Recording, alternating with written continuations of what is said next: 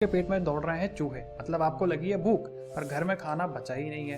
तो आपने निकाला अपना फोन और जोमेटो से फटाफट ऑर्डर कर दिया और खाना 30 मिनट में आपके घर बैठे आ भी गया। अब ये सब हुआ कैसे? बस एक ऐप से जिसे बनाने में लाखों लाइंस ऑफ कोड लिखी गई। और ऐसे ऐप्स बनाता कौन है? जी हाँ, सॉफ्टवेयर डेवलपर्स। पर सवाल ये है कि आप एक सॉफ्टवेयर डेवलपर कैसे बन सकते हैं। Hi guys, welcome to the Seeka official show coding for beginners. जब मैंने कोडिंग स्टार्ट करी थी तो मुझे भी यही लगता था कि एक सॉफ्टवेयर डेवलपर बनने के लिए मुझे 4 साल किसी इंजीनियरिंग कॉलेज में देने पड़ेंगे और लाखों रुपए के कोर्सेज करने पड़ेंगे। बट सच्चाई तो यही कि अगर आपको ये सही रोड मैप मिल गया जो मैं भी आपको दूंगा और उसे आपने धोखे से फॉलो कर लिया तो एक जूनियर सॉफ्टवेयर डेवलपर आप सिर्फ 6 महीने में पक्का बन जाओगे। मुझे 2 साल लग गए एक सॉफ्टवेयर इंजीनियर बनने में, क्योंकि मैं ये 2 गलतियां कर रहा था जो कि आप भी कर रहे हो। सबसे पहले आप सिर्फ एक लैंग्वेज सीख के सोच रहे हो कि आप एक सॉफ्टवेयर डेवलपर बन जाओगे, जो कि गलत है। जैसे आपने साइकिल चलाना सीखा, मतलब ये तो नहीं कि आप कार भी चलाना सीख गए, दोनों चीज़ अलग अलग है।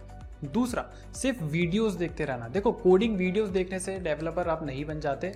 तो एक 6 महीने का रोड मैं बता रहा हूँ एक जूनियर सॉफ्टवेयर डेवलपर बनने के लिए। 0 to 2 मंथ सबसे पहले हमें कोई भी एक प्रोग्रामिंग लैंग्वेज पकड़नी है और उसमें लॉजिक बनाना सीखना है। ऐसे में आप पाइथन या जावास्क्रिप्ट पकड़ सकते हो। इनमें कोड करना काफी आसान है।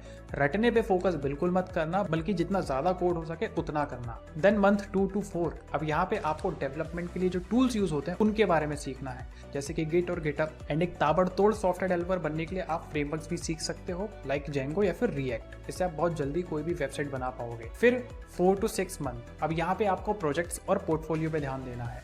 देखो, अगर आप अपने रिज्यूम में बहुत सारे सर्टिफिकेट डाल रहे हो तो उससे कुछ फर्क नहीं पड़ने वाला। उसके बदले आपको प्रोजेक्ट्स पे ध्यान देना चाहिए। आप कोई ब्लॉग वेबसाइट बना सकते हो, ई कॉमर्स क्लोन बना सकते हो। एक पूरा पोर्टफोलियो तैयार कर लो और इन प्रोजेक्ट्स को गिटहब पे जरूर डालना, ताकि कंपनीज को पता चलता है कि आपने भी कोई प्रोजेक्ट